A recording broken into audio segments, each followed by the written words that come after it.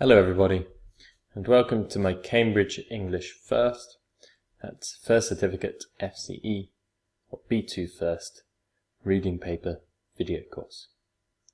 In this video lesson we're going to be focusing on part 6 of the reading paper. So in the rest of this video lesson I'm going to show you the best tips and technique to use for this part of the exam. And I'm going to show you how to use the strategy that I teach you to complete some real practice exercises from past papers. And this will prepare you in the best way possible for the exam. So part 6 is called Gapped Text. How many questions are there in part 6? There are 6 questions. How many marks are you awarded? 12 marks. So for every correct question you answer, you get 2 marks. How many texts or passages do you need to read? Just 1. And how many options can you choose from? You can choose from 7 different options.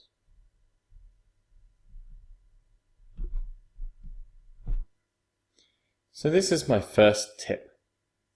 You should read the whole passage, the whole text, to get an overall understanding of the context, an overall understanding of what it's about. And you should be very quick about this. You only need to do this for 1 minute or so, just to understand what the topic is about. So let's practice this. What I'd like you to do is to open the Cambridge English First 2015 Sample Test 1 document and look at page 10.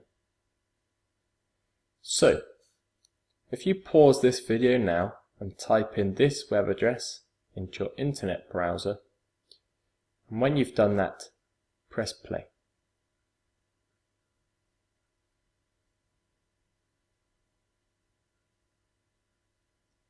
Okay, so hopefully you've done that, and if you've typed it incorrectly, you will see a document which looks like this.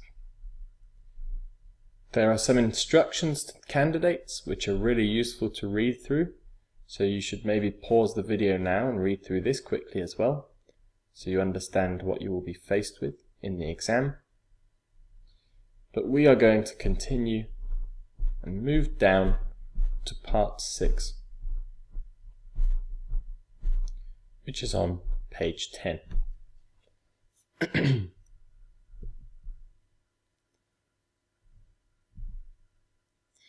So, what I'd like you to do when you're looking at page 10, part 6, is just to take 30 seconds and try to answer each of these questions.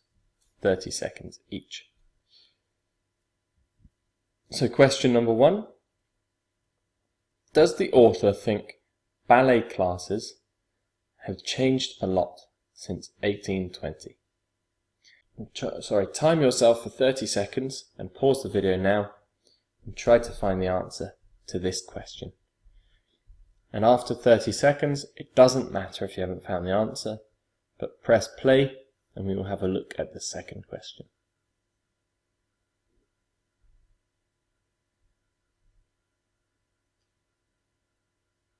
Okay, so hopefully you've done that. And now I would like you to do the same thing for the second question. So time yourself for 30 seconds and try to find the answer to this question. How many years was it from the author's first to their last ballet class? How many years from the author's first to their last ballet class? So pause the video now, take 30 seconds, and try to find the answer to this question on this page here. And when you're ready, press play.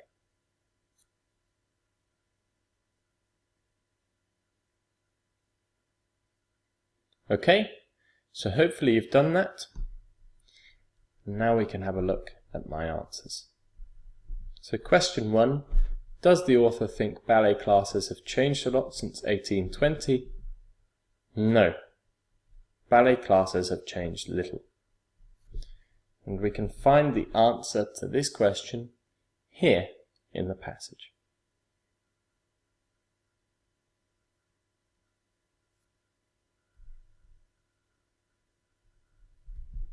And the second question, how many years was it from the author's first to their last ballet class?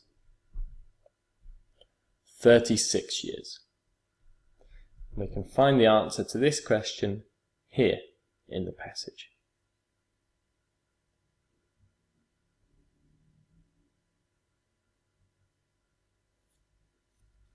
Okay. So time for my next tip. Tip number 2. You should read the 7 sentences. After reading the text very quickly to understand the overall meaning, you should read the 7 sentences A to G, which will be on the following page. In this document, they are on page 11. So, you can either scroll down and have a look on page 11 there, or you can look at my document here where I have copied them over. Whichever is easiest for you to read.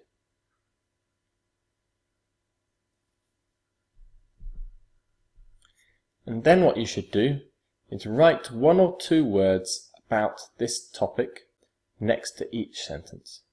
So write 1 or 2 words about the sentence next to number A, 1 or 2 words about the sentence next to B, etc.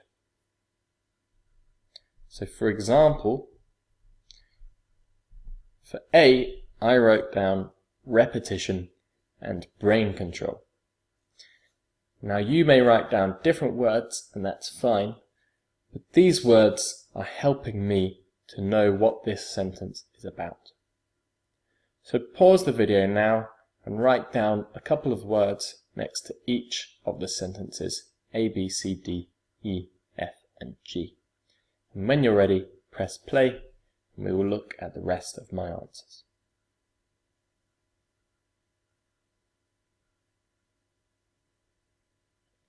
Okay, so hopefully you've done that.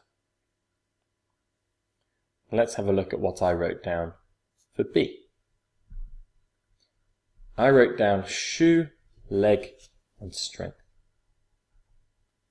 For C, I wrote down technology, physicality. D, pressure, safety. E, drive, succeed. F, working together. And G, time and practice. This is a really good technique because it just helps you to know what each sentence is about, and then you can look at the gaps in the passage and think which one suits the passage gap best. And it saves you time because you don't have to read over the sentences several times, which takes longer. Hopefully, for most of them, you can just look at your 2 words or 3 words, and they will give you a good idea whether it's the right answer or not. So you should definitely try this technique when you're practicing before the exam and see if it works well for you. So, time for my third tip. Don't just read the sentence before and after the gap. A lot of the time you will need to read at least a few sentences before and after the gap in order to understand the context. So 1 sentence before and 1 sentence after is normally not enough. You will often have to read a few sentences before, a few sentences after to understand what it's about. Tip number 4, then after reading the few sentences before and after, you should then focus on the sentence before and after the gap and see if there are any words which give a clue to the answer. Because there are some words like this or they,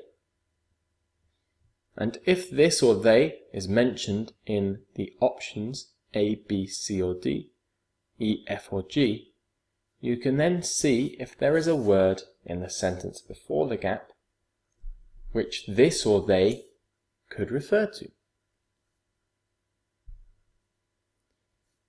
Because maybe they say, this boy in option A, and the sentence before option A in the passage might be referring to Tom, a boy. So they could be talking about Tom in the sentence before, and then in option A they could say this boy, and you know, okay, this boy means Tom, so actually it goes in A. That's a good technique to use. So watch out for these types of words like this and they in A to G, and see if there are anything that they could refer to in the sentence before, or even the sentence after. Okay. Tip number 5.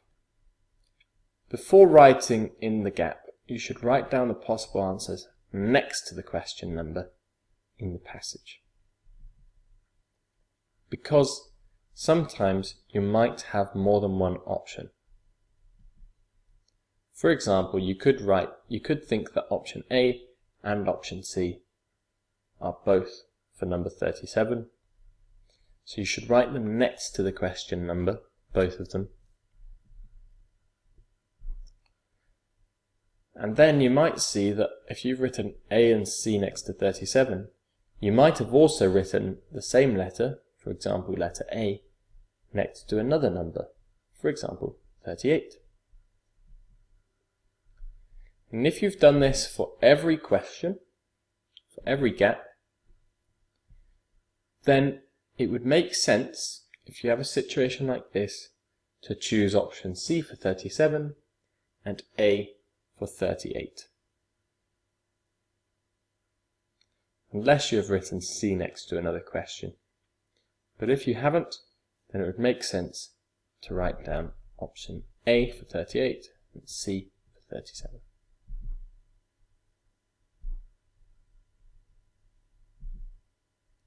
Okay.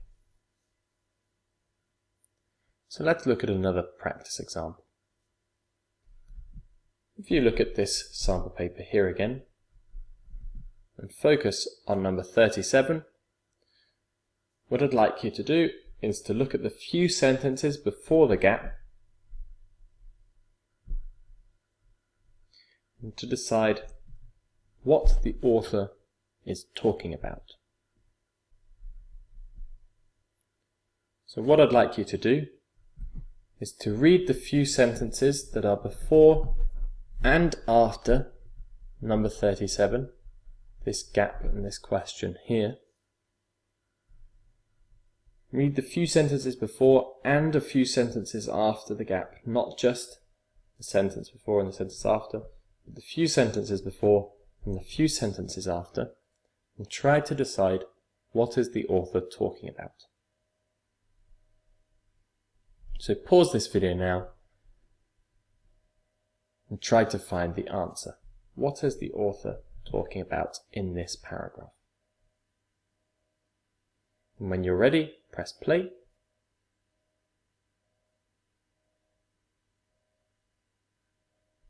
Okay. So, you need to read the final sentence from this paragraph before understanding that they are talking about putting your body under pressure. And if you read the last question of the last sentence in the paragraph here, you will see they are talking about putting your body under pressure. And then, when reminding about tip number 4, is there anything in the sentence after the gap which could help us? So read the sentence after number 37 and see if there are any specific words in this sentence which could help us. So pause the video now, read the sentence after the gap, and see if there are any words which could help us. And when you're ready, press play.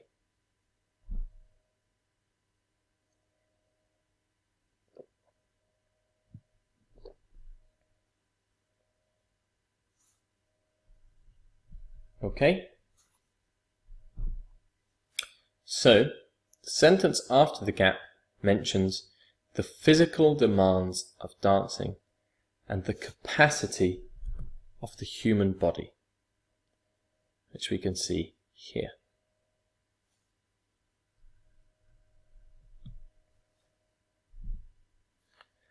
And then, tip number 5, which options involve putting the body under strain? So, if you scroll down now to number 11 and have a look at the options and what you've written down next to them, your notes, can you see if any of these options are talking about putting the body under strain? You can pause this video now, and when you're ready, press play.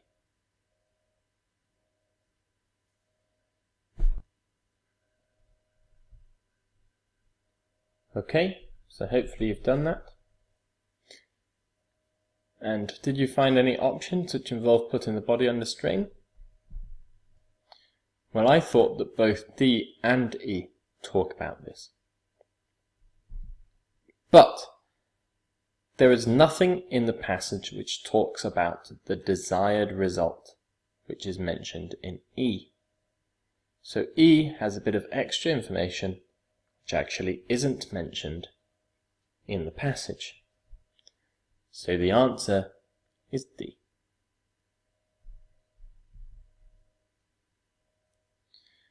So, for homework, what you should do is you should follow the tips and technique that I've taught you in this video lesson to complete the Cambridge English Sample Test 1 Part 6, here from this document. And once you've done that, I will write down the answers to these questions in the description below this video. So use the tips and technique that you've learnt in this video course and follow the order in which I teach them to complete this sample paper. But also, you should buy a course book. And this is the course book that I recommend to most of my students. If you type in this web address into your internet browser, this course book is full of really useful grammar and vocabulary, and it's full of exam exercises. So if you take the tips and technique from this video lesson to complete all of the Part 6 exercises in this course book, then the strategy you've learnt will become natural to you, and you'll have prepared yourself in a really good way for the exam.